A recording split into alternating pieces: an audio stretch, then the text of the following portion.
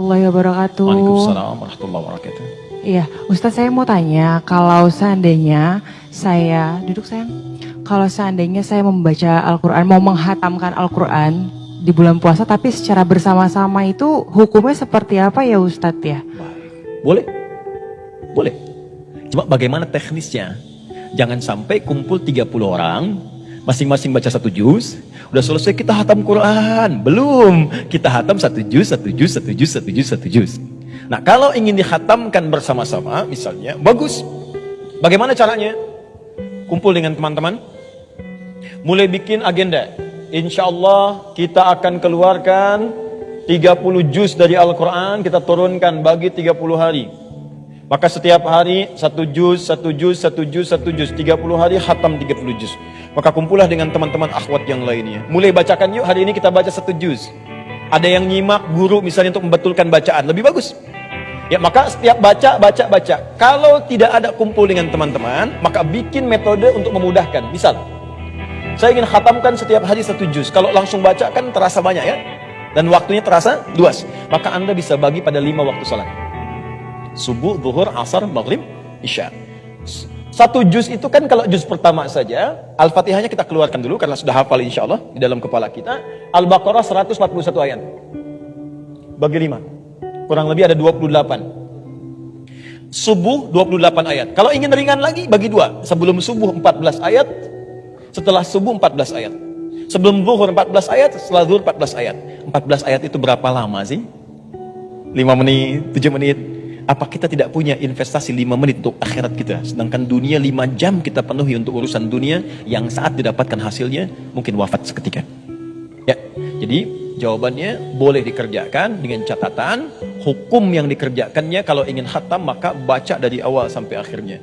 Jika hanya dibacakan satu juz, maka pahalanya pun yang diberikan sekedar satu juz saja pada saat itu. Ya Allah Ta'ala alam.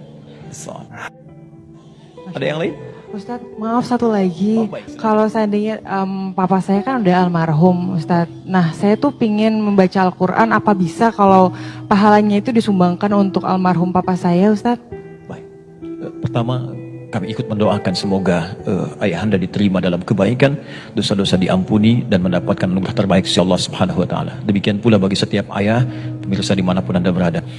Yang kedua, ada banyak amalan yang bisa dikerjakan oleh anak yang masih hidup yang pahalanya bisa mengalir kepada orang tua. Di hadis Muslim ada 9 lafaz. Idza matal insan, jika seorang manusia wafat, in qata'a sa'iru amali, terputus peluang amalnya seketika. Illa min thalath, tapi ada amalan tertentu yang pahalanya tetap mengalir. Jadi kalau seorang meninggal gak bisa beramal lagi, pahala selesai. Tapi ada 3 amalan yang saat dikerjakan oleh beliau sebelum wafat, atau beliau wafat orang lain kerjakan, maka pahalanya terus mengalir. Apa itu? Satu, sedekah jariyah, perbuatan baik yang pahalanya mengalir. Almarhum sebelum misalnya wafat, tiba-tiba kemudian Masya Allah suka belikan mushaf, dikirim ke penghafal Quran, kirim. Beliaunya meninggal, mushafnya masih ada, pahala mengalir. Setiap huruf 10 orang baca, mengalir lagi. Yang paling menarik yang kedua, beliaunya sudah tidak ada, tidak mewakafkan mushaf, anaknya yang hidup mewakafkan. Sampaikan mushaf atau bacakan. Kata Imam Ahmad bin Hanbal, bacaan itu sampai, pahalanya sampai. Kata Imam Asy-Syafi'i, bacaannya tidak sampai, tapi pahala dari anak itu kalau disebut anak yang soleh mengalir juga untuk orang tuanya. Karena yang 3 tadi, sedekah jariyah, ilmun yuntafa'u bihi, ilmu bermanfaat, dan yang ketiga, waladin solihin yad'u lahu, anak soleh yang berdoa untuk orang tuanya. Di antara jenis doa itu adalah bacaan Al-Quran. Karena doa disebut dengan zikir. Quran surah ke-7 ayat 205. Dan bacaan Al-Quran disebut pula dengan zikir. Quran surah ke-15 ayat ke-9. Dua-duanya disebut dengan zikir. Sepanjang Anda baca Al-Quran, diniatkan seperti apa yang Anda sampaikan, maka kata Imam Ahmad, sampailah itu kepada apa yang diniatkannya. Allah Ta'ala adam. Ada lagi yang lain? Assalamualaikum warahmatullahi wabarakatuh. Waalaikumsalam warahmatullahi wabarakatuh. Afwan Ustadz, Baik. saya mau bertanya, kira-kira kalau misalnya saya membaca Al-Quran dengan mushaf dan juga dengan gadget, itu pahalanya sama nggak ya Ustadz ya? Baik. Terima kasih. Bagus. Baik, sekarang kita coba pahami dulu. Ada Al-Quran, ada mushaf, ada gadget. 3 ya. Kalau yang disebut Al-Quran itu bacaannya. Bismillahirrahmanirrahim. Al-Quran.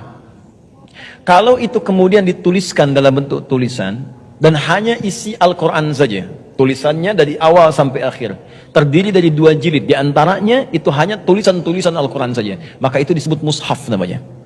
Tidak ada tulisan lain, tidak ada keterangan lain, hanya tulisan Al-Quran saja, namanya mushaf. Kalau sudah bercampur dengan yang lainnya, kalau ada terjemahan disebut tarjamah, kalau ada penjelasan disebut dengan tafsir. Kalau masuk ke handphone sudah bukan mushaf lagi namanya, karena bercampur dengan perangkat lainnya. Orang Arab menyebutnya dengan jihaz, perangkat tertentu, cuma ada program mushaf di dalamnya, maka hukumnya beda. Kalau mushaf maka diperlakukan dengan baik, tidak boleh dibawa ke tempat-tempat yang dilarang. Contoh, tidak ada orang ke toilet bawa mushaf, ya. Kenapa bawa mushaf ke toilet? Mau nyari doanya di Quran? Terlalu banyak alasan, ya. Baik. Gak ada orang kemudian, mohon maaf misalnya, mau arisan bawa mushaf, jarang-jarang. Mau rapat bawa mushaf, tapi ke toilet bawa handphone. Ya, rapat bawa handphone. Karena handphone itu bukan mushaf, programnya ada di dalamnya. Sepanjang tidak dibuka program itu, maka tidak disebut dengan bacaan Al-Quran. Nah, pertama, hukum itu beda. Yang kedua, hukum bacaannya kalau dibaca, maka sama nilainya. Baik dari handphone, gadget, ataupun misalnya dari mushaf, sepanjang dibacakan, maka nilai pahalanya sesuai bacaannya, bukan bentuknya. Ya, bisa dipahami insya Allah ya? Baik. Jangan sampai, mohon maaf ya, mohon maaf, handphonenya sudah bagus-bagus, tapi semua mengarahkan pada dunia saja. Bagus, install, mushaf di dalamnya. Ya, baik. Boleh satu lagi, Ustaz? Baik. Ya. Baik, Ketika wanita sedang menstruasi, boleh baca Al-Quran menggunakan Bukan kita, gadget. mungkin ya, Anda yang menstruasi, saya tidak. Iya, gitu. Baik. Oh ya, kami Baik, ya. wanita. Baik. Boleh menggunakan gadget membaca Al-Qurannya? Baik. Di sini ada silang pendapat di kalangan para ulama. Ya, kalau megang itu sepakat tidak boleh. Ya, ada yang mensyaratkan sudah pakai tisu atau yang lainnya. Ya. Kalau baca ada menyebutkan tidak juga. Ya, dilarang. Kenapa dilarang? Karena keadaan sedang tidak suci, sedangkan Al-Quran suci. La yamassuhu illal mutahharun. Tidak menyentuh Al-Quran itu kecuali orang-orang yang disucikan. Maka saat sedang tidak suci itu boleh dia belajar tentang hukum-hukum tajwid, tafsir-tafsirnya, atau kalau mau ikuti bacaan jangan diniatkan baca. Kata Imam Malik bisa dipatah-patah di situ. Ya, misal kita mau belajar Al-Fatihah yang benar misalnya kan, bisa diminta Ustadz bacakan, kita terpatah-patah untuk niat baca, tapi bacanya untuk belajar, bukan menyengaja baca. Bismillahirrahmanirrahim, dilihat tarakiknya, tafkhimnya dan sebagainya. Ya, ini barangkali gambaran-gambaran demikian. Tapi saya berikan berita gembira sebagai penutup bagi para kalangan kaum hawa. Ada hadis sahih di Al-Bukhari, riwayat sahabat Abu Hurairah. Idza maridal 'abdu aw safar kutiba lahu mithla ma kana 'alaihi muqiman sahihan.